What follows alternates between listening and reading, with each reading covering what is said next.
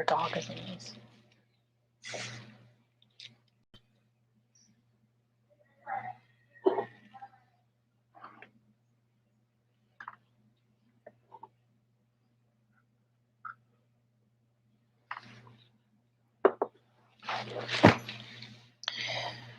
More crap under here. It'd be great to have a place to put my feet. Just saying. Howdy. Can you turn that light a little bit more? Because it's like really bright. Which one? The one behind you. Oh, don't pull it out of the screen. Yeah. That'll be good. Good evening. Oh, Carrie, aim low. Carrie has sent you a whole slew of memes, but I have not had a chance. He's seen some of them. Maine. Happy Valley. San Diego. San Francisco. Back is pretty rough right now, I'm sorry to say. He's not in a brace, though. Not in a brace. I did enjoy those times when we filmed with you in a brace and people kept going, what are you wearing? Is this some kind of tactical gear? Alabama. Hey, Dad. We're going to give it a minute or two and kick off and let people load in. Indiana. Hey, Steve. Hey, Steve. I will be looking for your question tonight.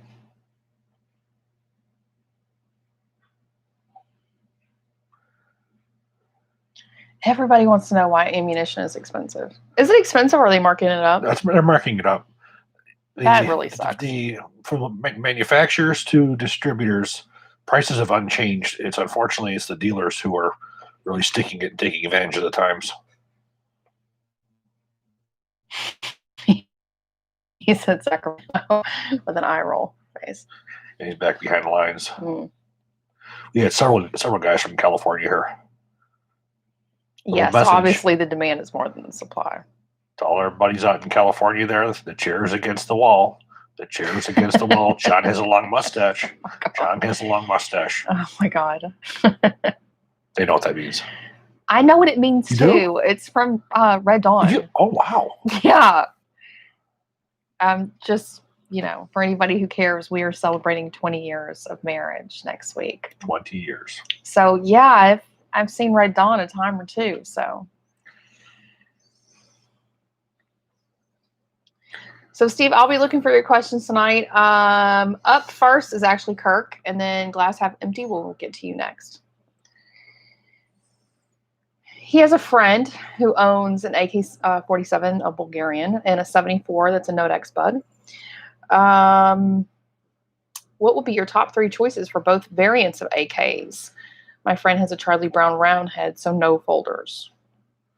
Well, my favorite AK-74 is the AKS-74, the Soviet Afghan version, no question. And my second favorite AK-74 would be the original AK-74 with laminate stocks.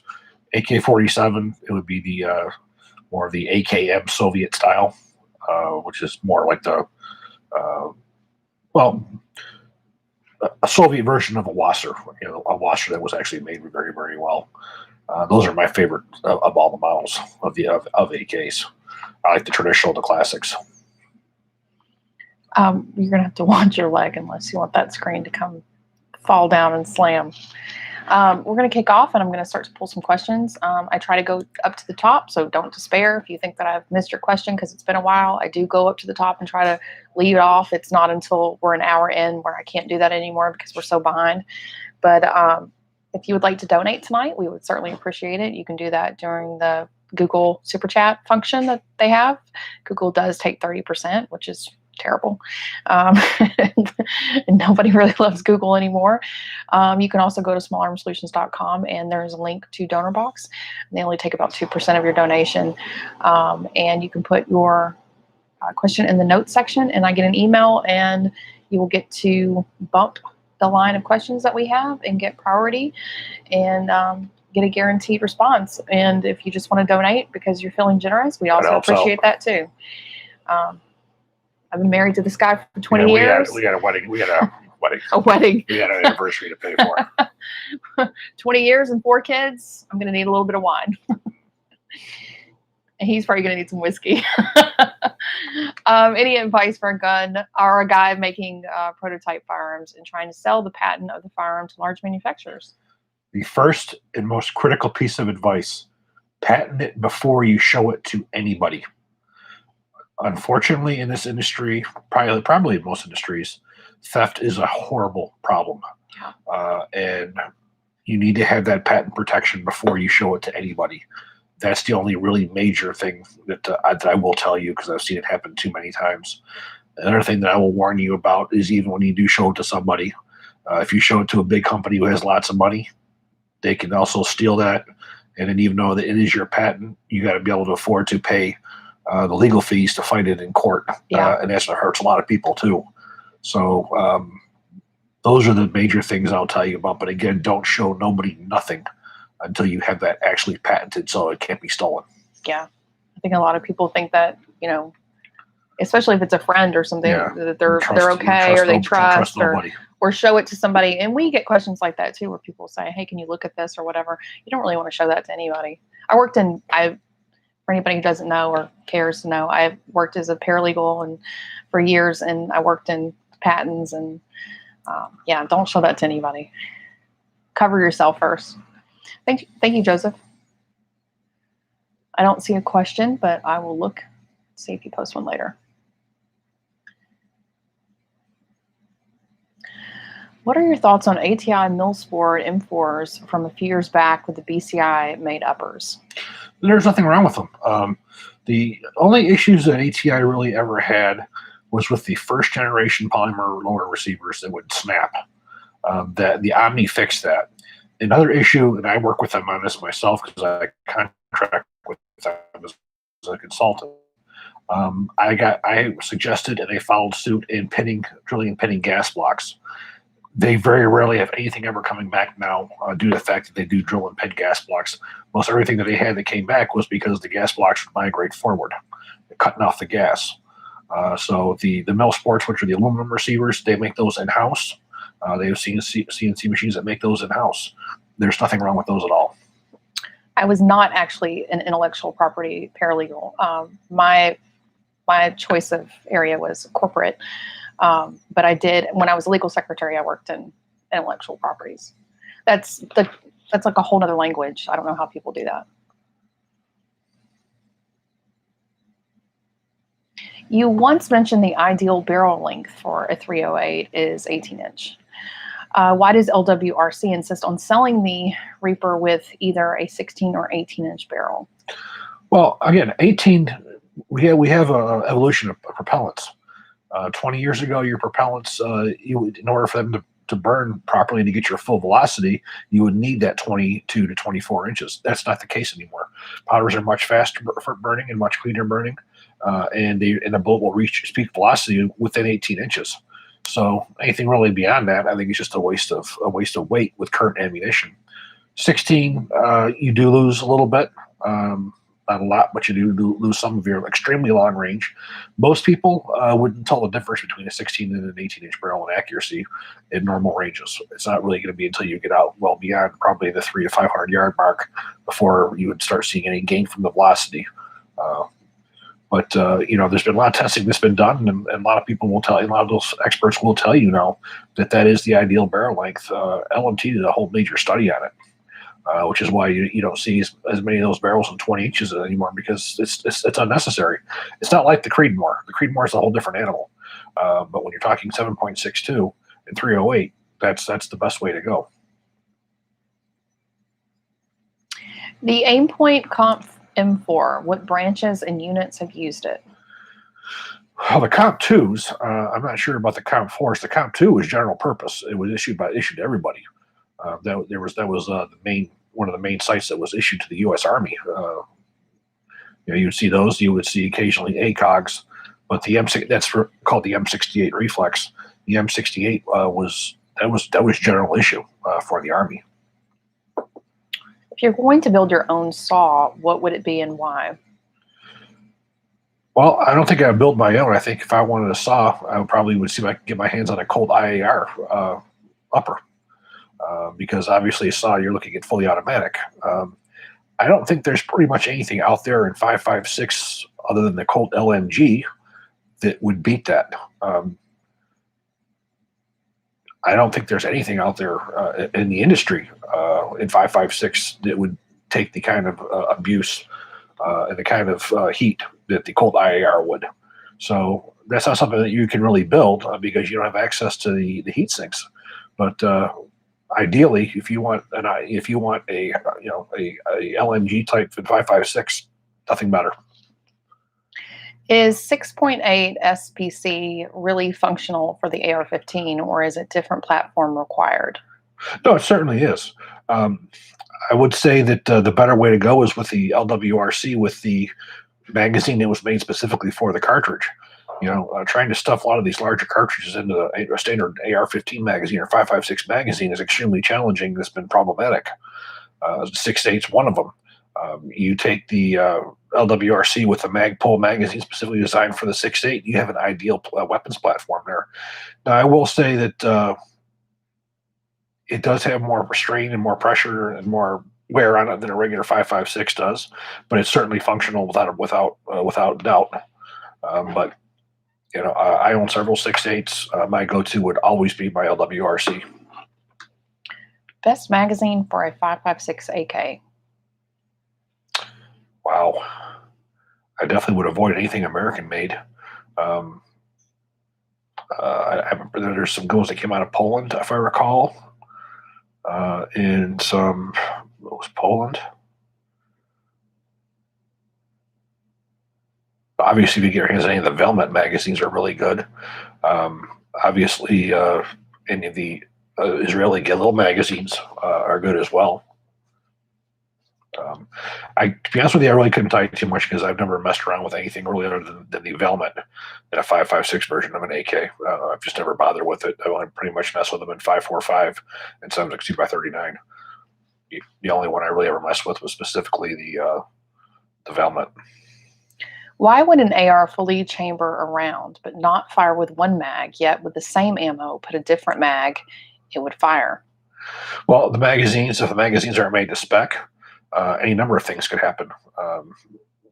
Magazines, you get a lot. Some of them are defective from the beginning. Improper angles on the feed lips or whatnot. You also can have dents that prevent the shot column from moving, or especially with aluminum magazines and steel magazines where they have memory, if they're dropped, they're abused, or just plain worn out. There's any number of reasons, which is why I sort of prefer the polymer magazines, because the polymer magazines either work or they don't. If they break, they break. You don't have you generally will know about it before you insert it into the rifle. Something's going to go wrong. But for the most part, magazines are a disposable commodity. They're not designed to be used over and over and over and over again. And most of the time, the bad magazines you see in the military are the ones that are used in training units. You're generally issued different magazines for duty use than you are in training. Training, you generally have these big bins of magazines that probably saw the fall of Saigon. And they don't get rid of them. Unfortunately, that's why some of us, on our first rounds of BRM, we lost our expert because we had malfunctions because of failures to feed, because we had bad magazines. This probably happened to a lot of you guys out there who are veterans. Any news on the Centurion Arms AR-10? The biggest problem that Monty's having right now is bolts, 308 bolt carriers. He was trying to get them from a couple manufacturers, but because of the shortage, they're using them themselves right now. So I think the biggest holdup he's having right now is bolt carrier groups.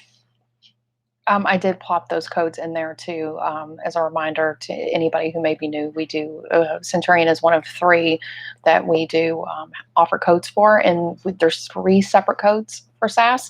3% off entire rifles, 5% off uppers and lowers, and then 10% off everything else on their site. That is a company that we definitely stand behind and think is incredible and pass along to you guys. Do you think Colt in the future will sell again to the public? They already are. They're already releasing more 6920s. And those of you who haven't seen the new 6920s, they no longer say M4. They just say carbine. And it's all laser etched. They don't have much of a look of the current of the original rifles between the laser engraving and them changing the way that they marked them. They've changed quite a bit, but the new ones are only marked carbine. So when you guys are looking for them, the ones that just say carbine instead of M4 carbine on them are less expensive. Now you're looking at a whole new set of desirable rifles. The first time they said law enforcement carbine, and then they said M4, and now you're getting away from M4. Now you're just seeing carbine. So that's to my knowledge, all culturally producing right now are the 6920s. I don't think they're producing anything else. So for as far as full production for commercial use, I don't know. All I've seen myself was the 6920s.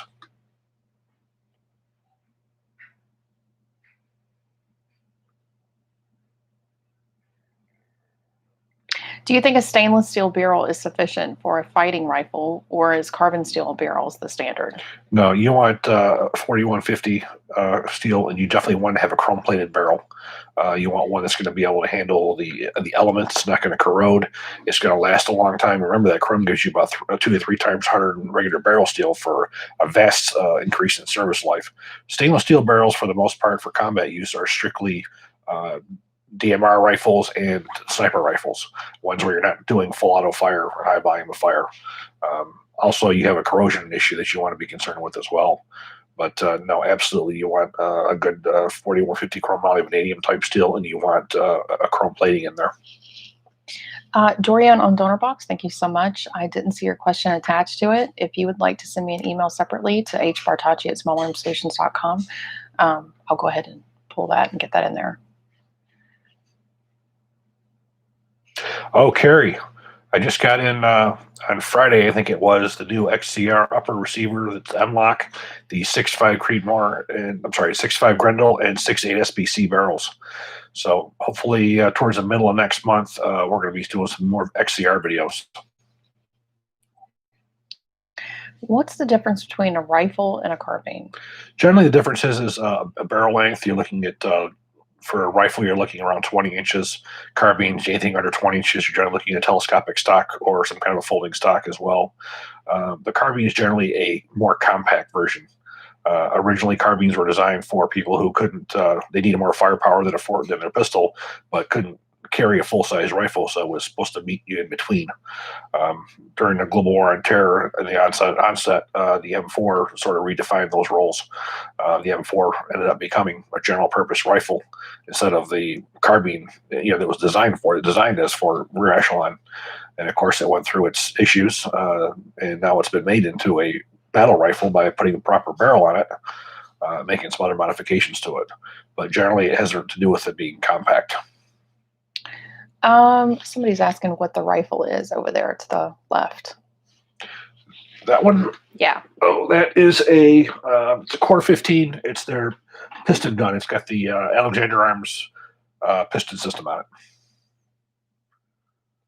Something I'm going to be doing some work with in the not too distant future. The Colt open bolt LMG, do you have any knowledge of premature wear in the trigger pinholes of the receiver? I've owned 2 and have never seen wear in over 80,000 rounds through them. I've never heard of it, but I also have to tell you, there isn't a lot of documentation of those being heavily used. There were never really any sold in open bolt configuration. There's not a lot of documentation. I see no reason why it would be any more or less than anything else. I mean, it does have a little more wear on the hammer pin, but again, there just hasn't been enough documentation of it being used to really get much of a life expectancy on it.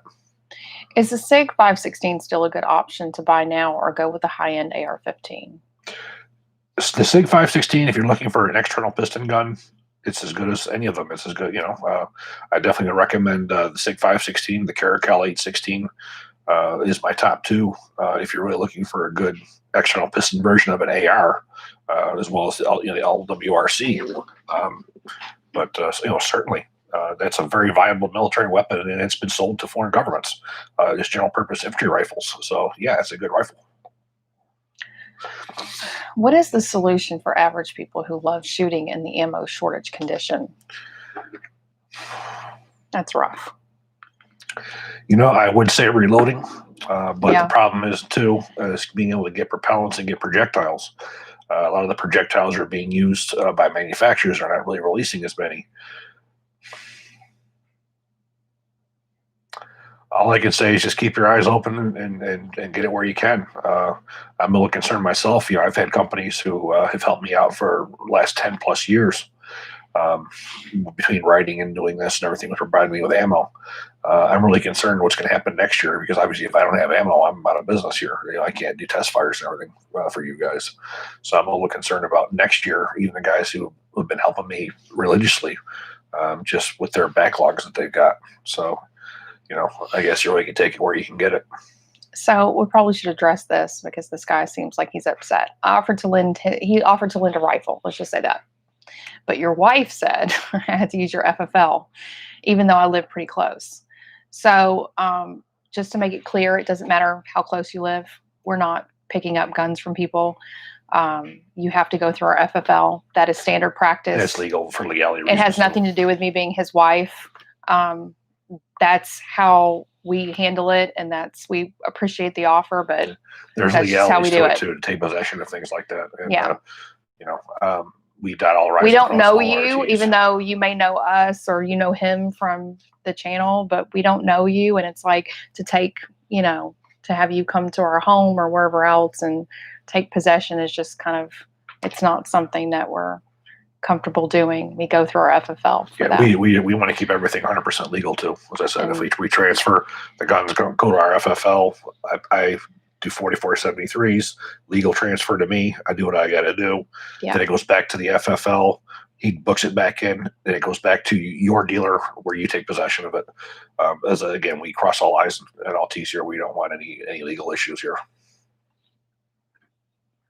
So it's nothing against you personally. It's just that's just the way we run our business, and that's the way we do it. And we appreciate anybody who allows us to borrow a rifle. Oh God, you guys have been great. There's been so much we've been able to do because you guys always tried to make sure that it's returned in their quality than we even receive it. So Joshua on Donor Box. Thank you, Joshua. He says, thanks. You answered my question. AR not firing with certain mags. Thank you, Josh. Can you discuss a bit about 9mm in barrel lengths, the context of PCCs 5, 8, and 10, etc.? Yeah, 9mm ammunition is designed for a pistol, meaning it's an extremely fast-burning propellant because you're generally, between 3.5 to 5 inch barrels. So once you get beyond probably say around 8 inches or so, most of the propellant is burned up. So once you start getting into, even the 10 inch and to 16 inch, your bullet's already reached its maximum speed. So obviously we have to go 16 inches for legality. But for ideal 9mm, an 8 to a 10 inch barrel is ideal because pretty much all of your propellant will be burned up within that. You will still get propellant into your face, unburned propellant, due to the fact that the bolt's opening up to sooner before all that can burn up. That's why you have a gas deflector on the Colt 9mm SMGs. But the faster propellant that you have, the shorter barrel that you generally need, especially when it comes to a pistol round.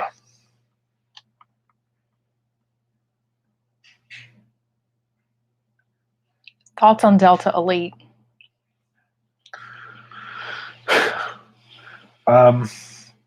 Obviously, there's two different Delta Elites. You have the 10mm, and you would have the AR-15 A2 Delta Elite series.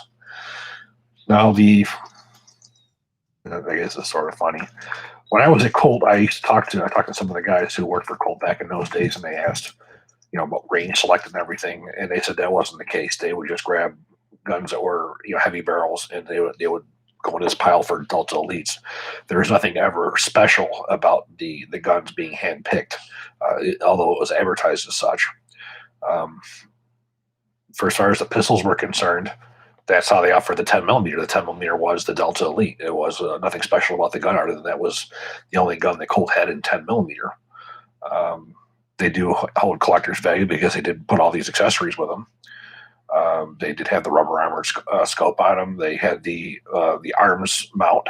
That mount was developed between Colt and Arms for the Delta program, the Delta Elite program that Colt had. Nice leather sling. You had a nice steel carrying case as well. But yeah, that was interesting. I believed the hype about the range select barrels too, but coming to find from the guys who were pulling them at Colt, that wasn't the case. Any recommendations for a BCG? That's really hard right now. That is probably the most difficult part for manufacturers to get. In fact, I'm consulting with one company right now who is thousands of guns behind because they need both carrier groups. They're manufacturing them in-house. Your best source is going to go to Brownells and see what's available. You don't have a lot to choose from right now. That part is the most hard to get part right now. There's only really a few companies that make those for the entire industry. So unfortunately, the best I could tell you is to go on Brownells and take a look and see what they have in stock. Most bow carriers are going to be decent. A lot of them again do come from the same places, but try and get yourself a name that you will trust. It's a rough time for anything you're buying right now. I mean, in the firearms industry, because you have COVID that wiped everything out. Now you have an election where everybody's nervous. It's rough. Plus you have all this civil disturbances and stuff right now. People, you've never seen this in our history. Yeah, like it is either. So, yeah, pretty much everything right now is very difficult to find. You're seeing stuff that generally is inexpensive type guns that are outrageous. It was rough for us filming budget rifles. Part 1, Part 2. Everybody had been asking, and we're giving prices out. And those prices, and it's like, it's hard to make those kind of videos, even though that's what you want to see. But as far as videos coming down the pike, we probably should talk about that. You just had Part 2 of budget rifles that went up this weekend. This coming Saturday, we have the AKE. Palo State Armory. Yes. So you're finally going to get a little AK action on the channel. I know everybody is always asking for more of that. And then we have the Walther Heat right before Halloween. I was hoping to film another crime series for Halloween, but that hasn't happened yet. The Charter Arms Undercover. So we do have crime series that's will be filmed. So if you don't get that on Halloween, you'll get that right after Halloween. But yeah. And I'm picking up from Brandon in the not too distant future. We finally got one of the new CZ Bren 2 carbines. So looking forward to that one too. We're going to see a dual. We're going to see a Bren 2 carbine as well as my 14.5-inch pistol. And this will be our last Q&A for the next 2 weeks. So you won't see us again until the first week of November. This is that dreaded time of year where Chris hates that I shut down and I'm not working for a little bit. But I figure, 20 years of marriage to this guy. Yeah, we got to go do something. We got to go do something. Drink heavily.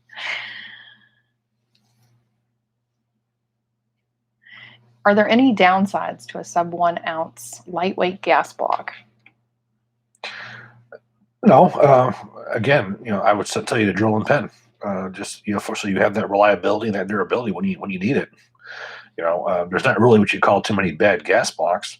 The hard part is when you have barrels that are coming from one place and gas blocks coming from another, and where those drawings are.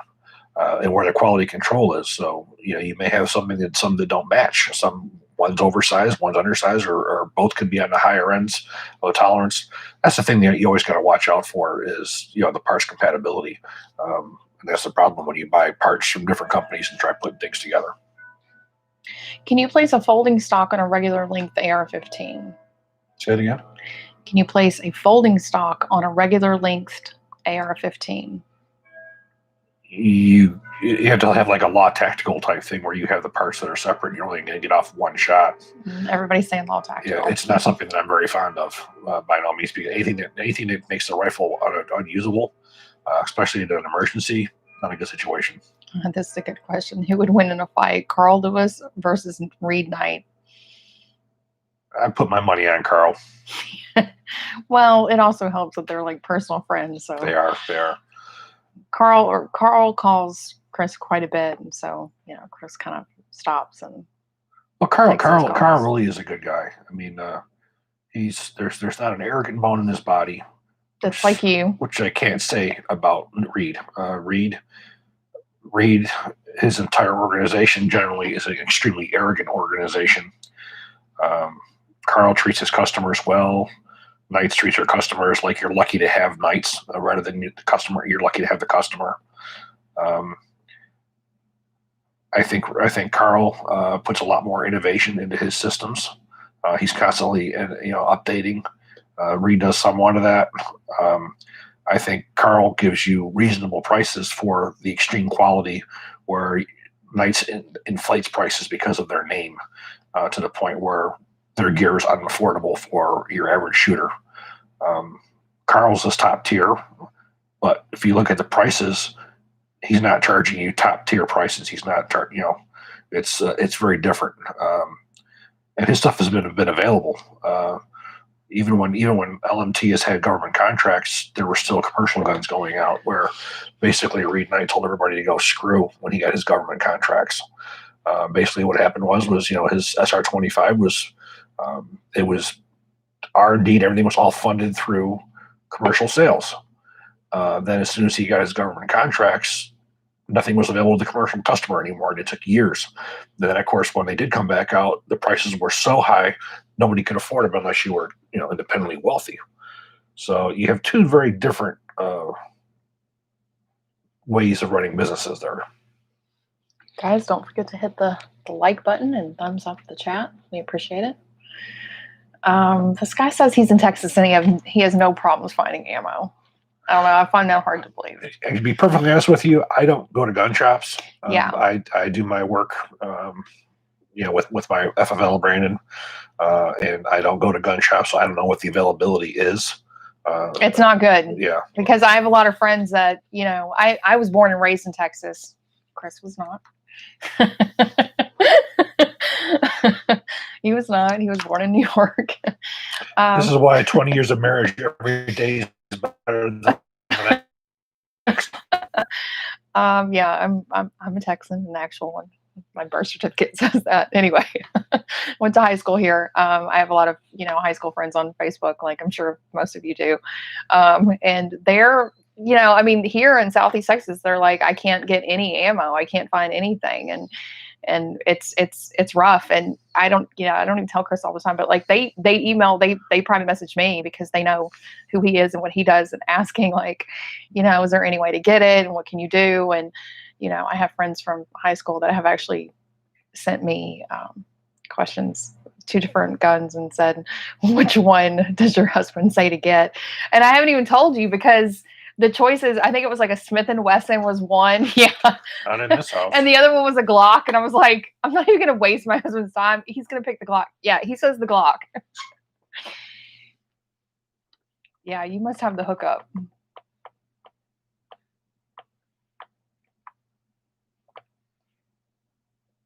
Didn't the Colt Double Eagle come before the Delta Elite in 10mm?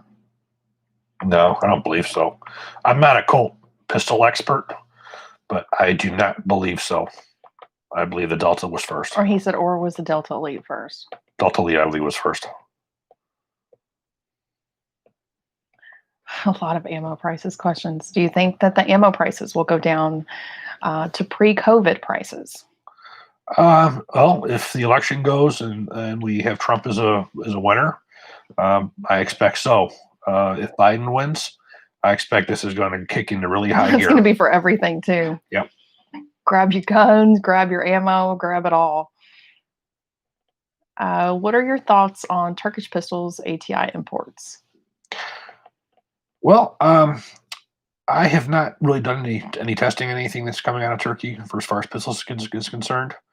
I have done one of their shotguns. I have with some other guns of those, but to be honest with you, I really haven't done anything with any of the pistols yet. I was talking to Rob over at American Tactical the other day about wanting to get some more stuff in here, and there was some pistols, and there's a new shotgun as well that we're going to be getting. So I guess we'll hold off on that question until I get some guns in. Okay, we have a question from DR on Donnerbox. Thank you, DR.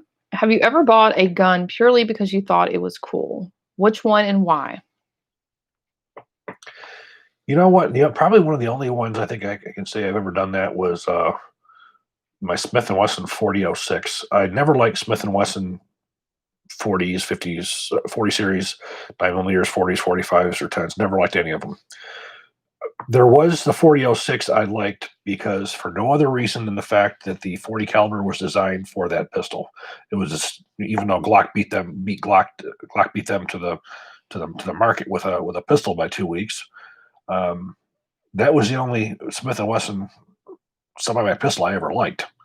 And I bought that out of that coolness factor. It was only because it's history with it. Do I like the gun? Not really. But it holds a very heavy place in the history of the 40 S&W. I think that one might be the Mark 23 I bought because of the coolness factor at the time that was when they first came out.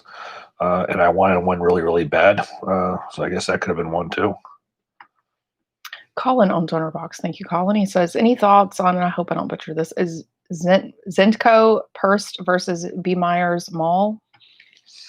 Because I'll probably run that.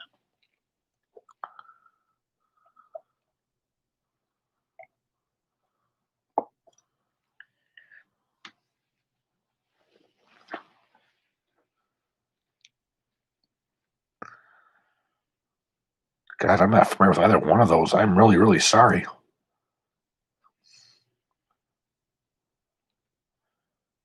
Yeah, I've never heard of either one of them. Yeah, they weren't something that I was familiar with. Yeah, I apologize for that.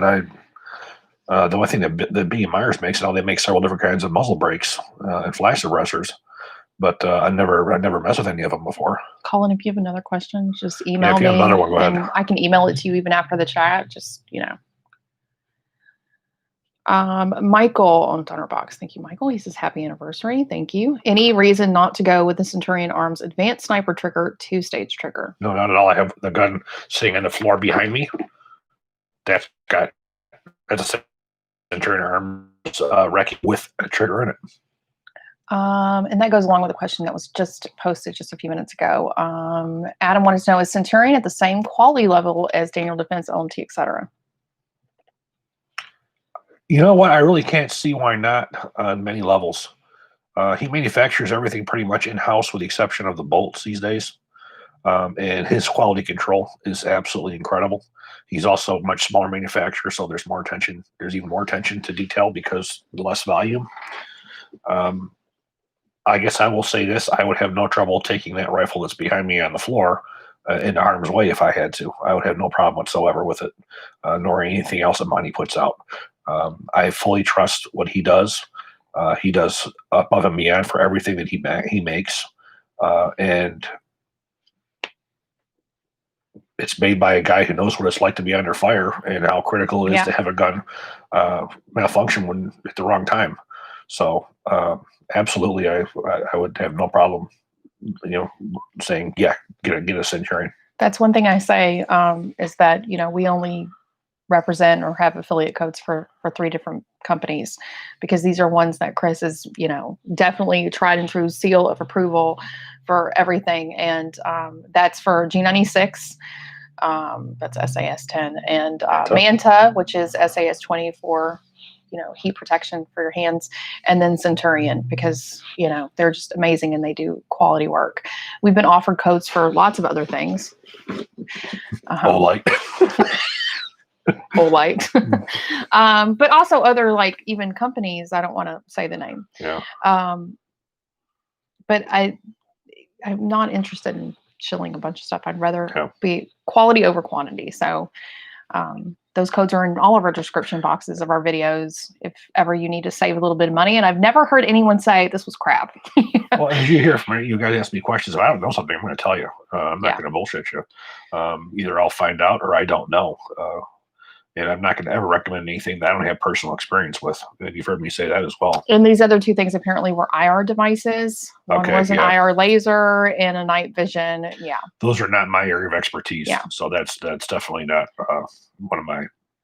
But definitely to the gentleman who did it, if you have any other questions, please. I don't, don't want you to feel like you didn't get something at least asked and answered. Adam wants to know, what do you think about Works peak fixed sights and fixed iron backups in general, also piston or DI. And what's your favorite food? Well, for as far as Works, I'm not familiar with that company. Fixed iron, the fixed iron backup sights. Well, generally, I like backup iron sights that fold to get out of the way. Favorite food? Well, we're gonna be doing Oktoberfest tomorrow night.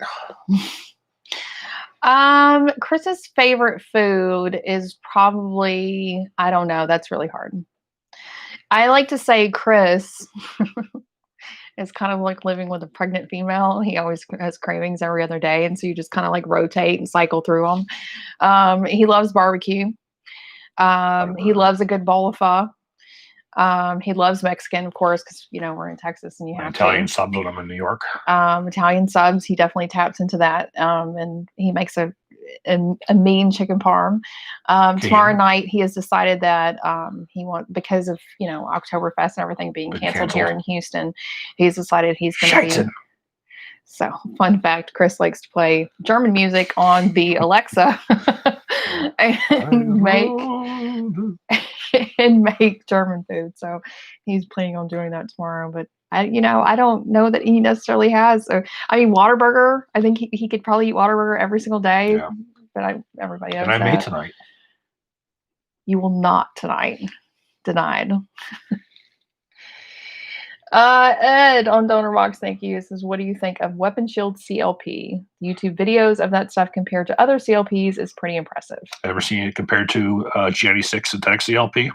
I guess I'll ask you that question because it's all snake oil. If you look at a lot of the stuff that's out there, they use the same formulas. It's just rebranded. I stand firmly behind the synthetic CLP by G96, the bio CLP in particular these days. We've come to find that the bio CLP has slightly better properties even than the standard synthetic CLP. They don't burn off. There's nothing I find better. He said he did. It was compared to G96. I guess I'd like to see that test for myself and see how it was conducted because the Army has done test after test after test, and nothing has beaten G96. Yeah, Chris is pretty tried and true with that. We've been together, married 20 years, but we've been together 23, and that's probably the first smell I ever had was G96. I used to sit in his parents' basement while he cleaned his guns. It's probably why he kept me around because I sat there while he tediously. And I thought this was normal that you sit there and clean guns for like 2 hours. Apparently, it's not. He's diehard when it comes to cleaning his guns. So you'll have to get some and try it out and see. G96 ball shaving cream. Adnan wants to know, he has a couple questions. Okay. And thank you, Adnan. These are on DonorBox. Were there other rifles like the Sig MCX that were made primarily as a 300 blackout weapon, then scaled down for other caliber conversions, unlike other manufacturers that build an AR-15 calibrated in 5.56 that's then scaled up to 300 blackout? I am only aware of the MCX being developed for the 300 blackout. Everything else that I'm aware of has been adapted. That's sort of like the USP-40. The USP-40 was designed specifically for the 40 caliber, not a scaled up 9mm. The 9mm was scaled down. In all my research and all these years, I've never seen anything other than the MCX. I give my guns a whore bath. It's terrible. Question number 2 about Sig winning the Indian military contract for their Sig 716 rifles. Are they still manufactured in the state of New Hampshire due to India trying to push a Made in India initiative for their next service rifle? No, India will eventually produce them in country. That's always been a condition of everything that India has bought. They do have their own state-run munitions and weapons manufacturing facilities. The initial rifles will be made here in the U.S., and then the rifles will eventually be produced over there. It was the same thing in Vietnam, for instance, with the Geissele Ace. Israel, they sent guys over to Vietnam. They set the process up, taught them how to do it, and then the Vietnamese took over. Many countries do not want to be reliant on a foreign country, especially the U.S. The U.S. is the worst country in the world to depend on for weapons because our State Department, they change their mind at will, whether you're a good guy today or a bad guy tomorrow. I had that experience at Colt. We had a country that we sold a good number of M4s to. I was sent over to do the operator training. Then they had to send in another license request for armorers training, so I could go back and do armorers training. State Department refused it. So here we sell people guns that we could now we couldn't train how to how to fix them. So ITAR and the U.S. State Department, this is the worst country in the world to buy weapons from unless you're a country that is 100% always on on the good list. What are your thoughts? What are things and problems you look for when building an AR chambered in 7.62 by 39? Well, first off, I want to get a good bolt. Second of all, I want to make sure I have the proper firing pin. The best firing pin that I've seen is made by Black Rifle Arms. They do a lot of OEMs. And the third is I'm only going to be using C Products Defense magazines, the Duramags. Generally, if I go with all three of those and I have a proper gas block, a proper gas port, and a drilled pin gas front sight base, generally you're going to be good to go. That's when you start mixing up firing pins. Another thing that I would do is I would make sure I have an extra powered hammer spring in there as well. The combination of the extra weight or heavy hammer spring versus as well as the firing pin that's proper for the 7.62 by 39, you won't have any issues with the rounds getting set off. This guy says G96 smells like bubble gum. That's sickly smelling. It's a wonderful smell. I've been trying to get Andy to do a car freshener, an air freshener for years. I don't know about bubble gum though. Like, it's a good smell though. Not bubble gum. It's a classic smell. James on Donnerbox, thank you, James. Will an SR25 BCG work in an LMT 308? Yeah, in fact, the original ones were made by Carl Lewis for Knights. Yeah, absolutely interchangeable. He says, "Is it German Schnitzel? Yeah." It's actually JA, not YH. It's Ja. Oh my JA. What is your opinion on Super 42 spring? I think it's overkill. Something that's completely unnecessary and it'll cause more problems than it will fix. You start messing with the weight of that spring, which you do get a heavier spring with the multi coils. That's going to give you more force, and it's going to cause more issues with short stroking. I tried using it once in a Mark 18, and it caused me nothing but problems. I ended up swapping it out, putting the original one back in. The buffer springs are not something that's under a lot of strain. They don't often wear out. They're a part that's pretty durable. Most of the time, when there's problems with them, they corrode and the springs will actually snap. None of which the Geissele spring will do. I would save the money, just buy yourself a good M4 copper colored spring, heavy power spring, and a regular H or an H2 buffer, depending on what barrel you have. Don't forget to hit the like button, guys. Steve wants to know, will a 308 muzzle brake produce any back pressure compared to a 308 flash hider? No, you're still keeping the system, pressurized. It's just a matter of, how the gas is released. Obviously, your gas is going to be released a little bit sooner on a muzzle brake than is a flash suppressor, but it's not going to affect your cycling whatsoever. It's just the muzzle brake is just going to be a hell of a lot louder and unpleasant to the people around you. Okay, back to Colin with the IRs. He says the Zenitco Purst 4 is a full output IR laser, an illuminator from Russia. The BE Myers Mall is a U.S. commercial IR laser illuminator. Absolutely torn between the two. So if Sean, if you know anything about it, any of you guys that know anything about the IRs, if you can put in the comments section and maybe give this guy some recommendations, it would be good, and maybe he can process of elimination. See BE Myers is a U.S. government contractor with very good record. Okay. So I do know of the reputation of the company, not those particular products, but I also know that most of the stuff that we get from Russia has not been the latest generation. So process of elimination, that might help some.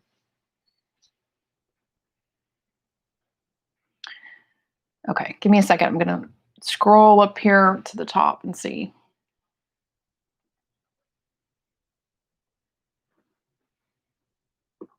Do you have any experience with Marine Corps' Colt IAR M27 submission upper? And if so, what is your opinion of it? I'm familiar with it. Obviously they don't sell those out. Basically, it's a 416 barrel with a slightly heavier profile. I'm very jaded on the whole M27 program because if you look at what Colt put out, Colt did exactly what the government asked for. They gave them the exact. The Marine Corps wanted a high sustained fire weapon. That's what Colt gave them.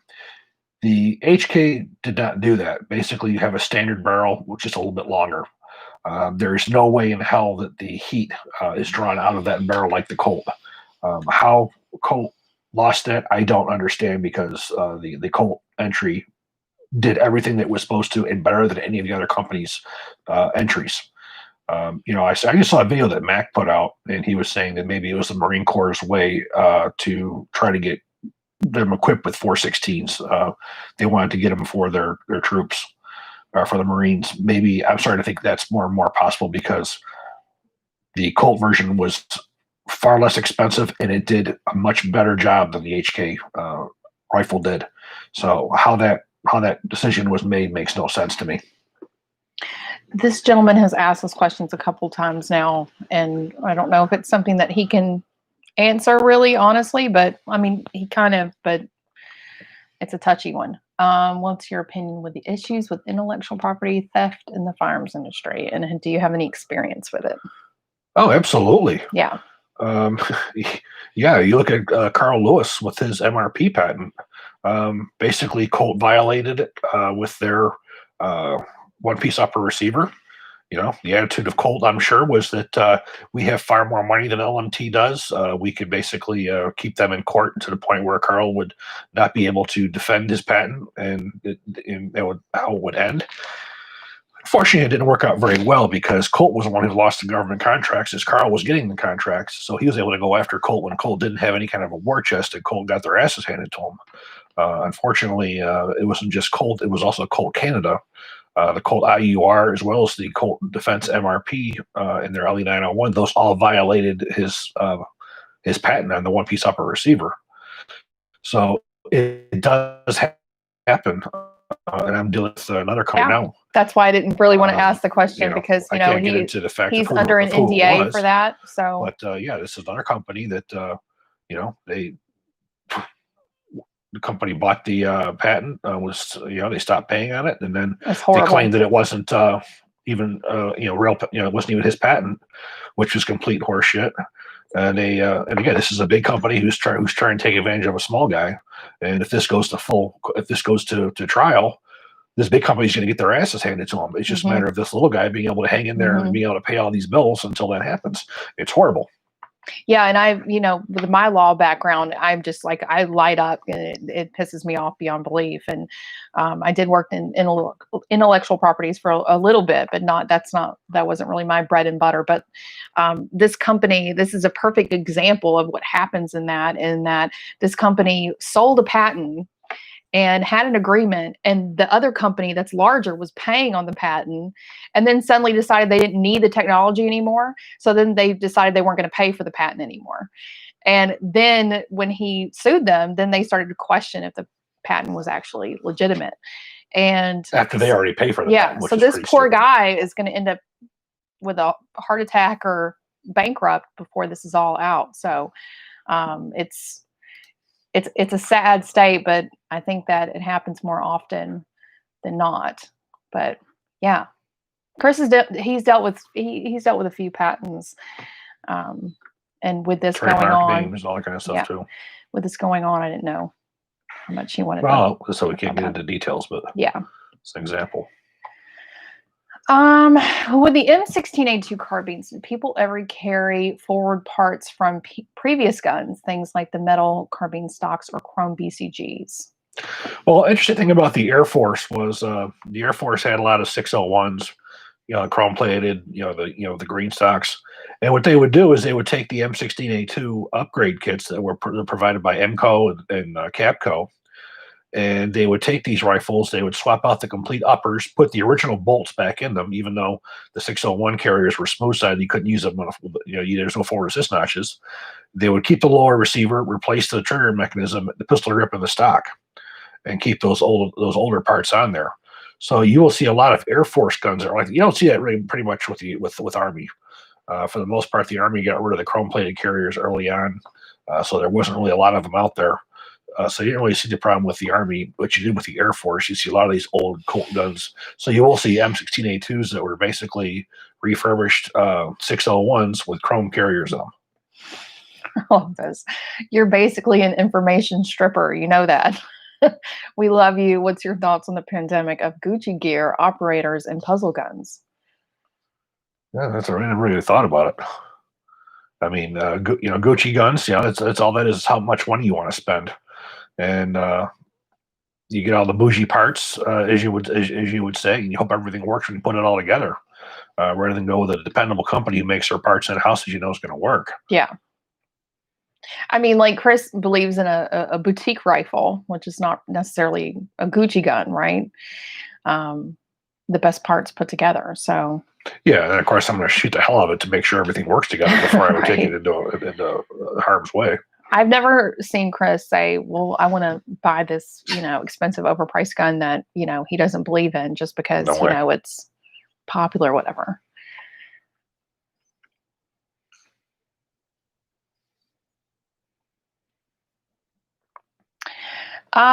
Tips for my friends turning 18 and with me being under 21. So my opinions are limited in regards to pistols and pistol ammo. The times are completely shit right now. I think he was asking something earlier too. He was talking about being underage and what it's like for wanting to be, he wants to be into guns and being a gun enthusiast, but the current times are not allowing him to be otherwise. I was fortunate because my dad was. So, Not like this though. Yeah. No. When I started out, I wanted a pistol, and in New York State, well, first off, you always had to be 21 to buy a pistol. And in New York State, where I was at in Monroe County, I was one of 5 people, only 5 in the entire history of the county to get our pistol permits under the age of 21. I was 17 when I got mine. And that was because my parents were supportive of the police came to do the investigations and everything. So what ended up happening was my dad had to buy the pistol because he had to be 21, and then he would have it put on my license. So I had the license to carry concealed and all that stuff. So I was able to carry a handgun when only 5 people in the entire county back then. And one of my buddies, Scott was another buddy, a buddy of mine, who was able to get one too. There were only 5 of us. It was because my dad bought it, and I was able to get it put on my license. And they had to do background checks. They had to call his mother and talk to her on the phone and say, "Do you understand what this means?" And yes, she was very supportive, and he was fortunate for that. Yeah, so that's how I got into it at a younger age, and I got my first M9 when I was 17 years old. So Jake, I think a lot of it depends on where you live and your family support, your family support, and what the laws are, and all of that. Our son is 15. Obviously things are a little bit different in our house. In Texas. And exactly, that's what I was going to say. Not just because you buy a 13-year-old an AK-47 for his birthday in Texas, and that's what our son got. He got a AR-15, and then he has one of those collector. What is it? A Mosin Nagant. Thanks to Henry Chin from my whole review, who brought out all these World War II guns for my son to shoot. And Michiko, who we got it from William Trotter. Michiko on YouTube helped us be able to procure it. That's how I got. What's where I got them. Got from. Yeah, and it's funny because Chris is not into those older guns, but our son is into the older ones, and so he likes the Nazi stuff. Watching them clean it together was hilarious because Chris didn't know, and he's looking on YouTube for cleaning instructional videos. And I'm like, how is he expert looking on YouTube for that? I just got a Walther, or it was actually a Mauser P38 from Michiko from William. My son is like all freaked out over it. He loved it. So he was all excited to go shooting that one when we went out the last time. Is your one daughter still a Bernie bro? We actually have 3 daughters, not one. The oldest one is more Democratic. I'm not saying anything because I can tell every time I say it. She can't vote this election yet. Thank God. She's close, but she can't vote just yet. But yeah. David on Donor Box wants to know, I received a BRN 10A. He said, thank you for the recommendations. Awesome. Hopefully you'll be very happy. Brownells shipped with the BCG coated viscous lubricant. Do you know what kind of lubricant is used? Oh, it's just a grease. That's all it was a grease. Some companies put them on there. I get rid of it immediately and put CLP on it, but you can shoot it with that on it. It's just a grease that they use. Some companies do. It's not too often actually, but. And he wants to know, do you recommend lubricating the BCG, the cam pin, and with what, Mobil 1 grease? Is that okay? No, I don't use grease. I use GNE6 Bio CLP. That's what the mil spec is on it, and it's the best stuff that's out there. You just put a few drops in each of the portholes on the side, a couple drops down the carrier key, and just a light film on the outside, and you're good to go. That's all you need. He also wants to know, do you know of a barrel maker who produces a 20-inch 5.56 barrel? Well, lots of manufacturers do. God, well, maybe one that you would recommend. CMMG makes them. Okay. Rock River makes them. Wyndham Weaponry makes them. Green Mountain makes them. Yeah, there's lots of them. My kids are split on that as well, so I moved out of the house. Yeah, it's always, when you have children, they, come out with their own little opinions, and you're like, well, damn it. But there are interesting conversations that happen in our house, especially with what the parents do. Al on Donor Box wants to know, Colt 11.5-inch stripped uppers and Brownells, are they worth the $500 they want? Yeah, that's actually a good price. Unfortunately, the barrels aren't made by Colt, but they're supposed to be made to their specifications. So yeah, it's a good price. It's a good barrel. It's a good mil spec system. So yeah, that's a good price. Is the PWS system for fun or a service grade system? Absolutely. I have one sitting right next to me. It is an excellent rifle. Very, very well built. Smooth impulse on it. Accurate. Every part of that rifle is well thought out, well engineered. It has a lot of neat features. You're going to be seeing a relook at that rifle coming up within the next month or two. You're also going to see a look with one of their 7.62x39 upper receivers as well. Could recommend that rifle more highly. The one I have here is mine. The first time I looked at it was probably about 6-8 years ago. I was writing for Small Arms Review. I got my hands on them, and I wanted to keep them, but of course I lived in New York at the time, and it was not going to happen. So the next time I got one was this time, and this this one here I'm keeping. I like it a lot. There's only a couple long stroke versions of this rifle out there. You have this one, and you have the Adcore Bear. Those are pretty much the only long stroke ARs out there, and this one was very, very well executed. A lot of great features. So yeah, it's a real world gun. Josh says, with $3, no wonder you have so many guns.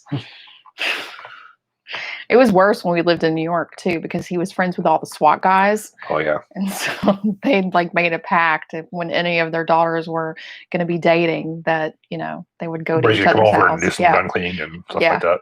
Yeah. Fortunately, I haven't got to know any of the SWAT guys around here. Our oldest daughter is screwed though. She's really screwed. She wants Biden, though. She wants some ban guns. I don't think she wants to ban guns. I don't know. I don't know what these kids are thinking anymore. I mean, I'm happy they're thinking, but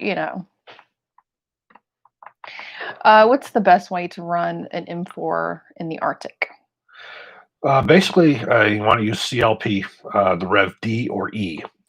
I'm sorry, E or F, excuse me.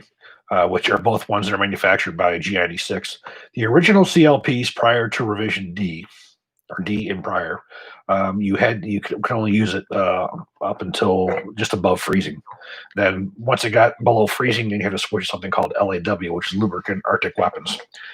The GNE6 CLP, or the Rev E, and now the new Rev F, those are the only CLPs that were ever authorized to use in all weather conditions, down to -32. So you want to make sure that you use a proper CLP, and if you go with those versions, the GNE6, the Rev E is the standard synthetic, and the F is the bio. As long as you go with those two, it won't freeze up on you going to well under -32. Anything else that you would use, I would highly question its ability to withstand cold temperatures. I can tell you when I would do my armor schools in New York in the wintertime, what I would do is I would have everybody take out their lubricant and in the morning, and I would set them outside.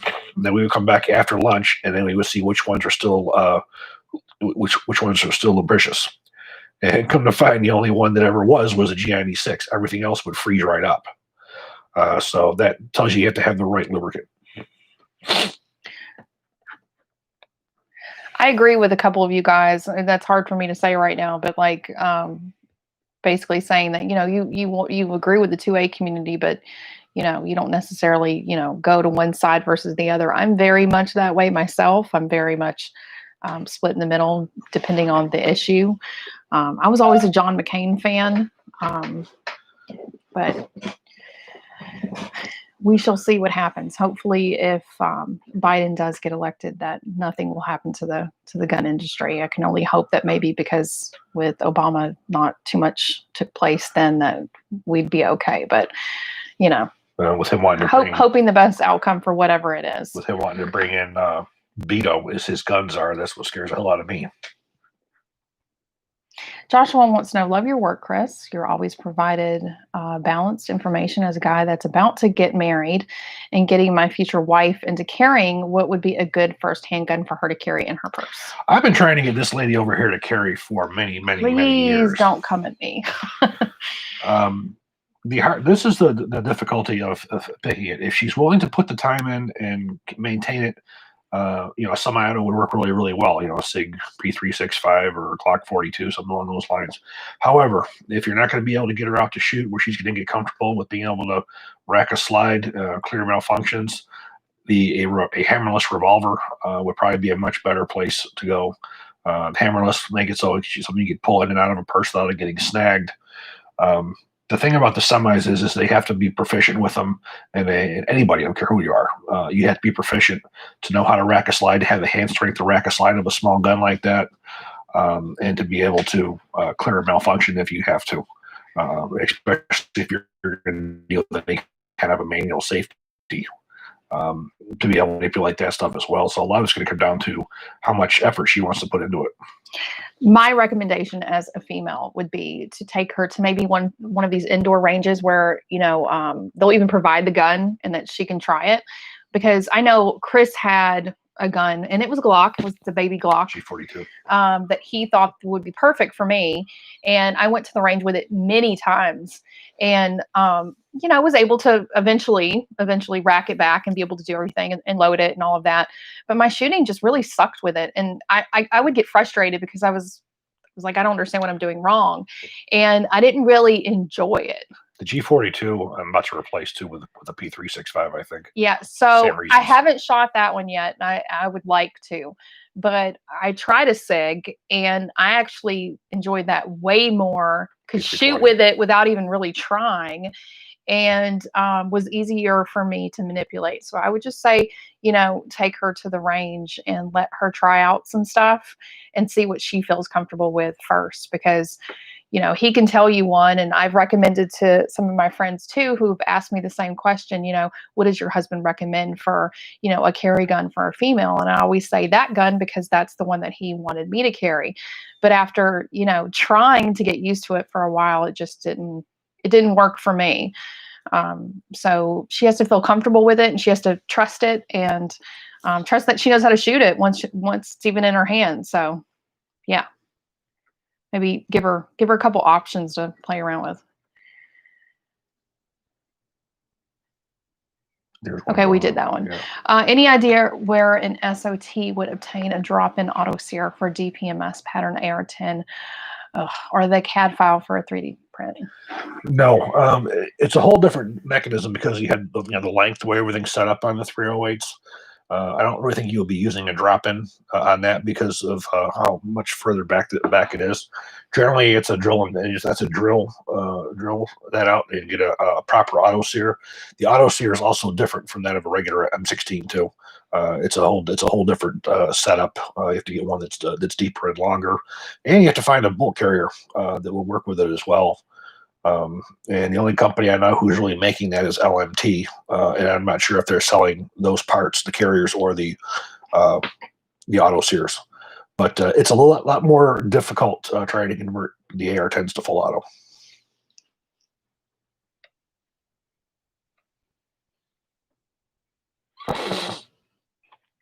Have you ever shot an A1 on full auto? Oh God, yeah. In fact, we did about 2 or 3 months ago. Yeah, thousands and thousands of rounds. A1's my favorite one. Your stomach is growling. Were you able to snag one of those Colt M45A1 USMC surplus pistols that were sold online a few years ago? No interest. I'm not a 1911 fan. I really thought that the M45A1 was a ridiculous waste of time and money to begin with. Trying to put a obsolete weapon in Marines' hands. This didn't make sense. This is a really good question. This is the most important question of the night. Why is Heather the best wife ever? And when are you getting her for Christmas? She usually does pretty well. No. Yes.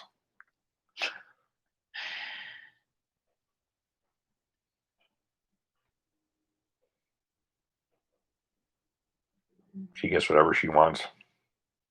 Do you have any military or law enforcement background? Yeah, if you go to who is Chris Bartacci? Yeah. We have a video about it that he reluctantly filmed that I made him do. But yes, he does have a military background, and it goes through his resume in a whole video format, so you can see why he knows what he knows. But I think we're going to shut it down for the night. Thank you guys so much. If you guys email me within the next week and a half, just know I will be off, and I'll get back to you as soon as I come back. But we thank you for joining us. Thank you guys. You guys have a good night.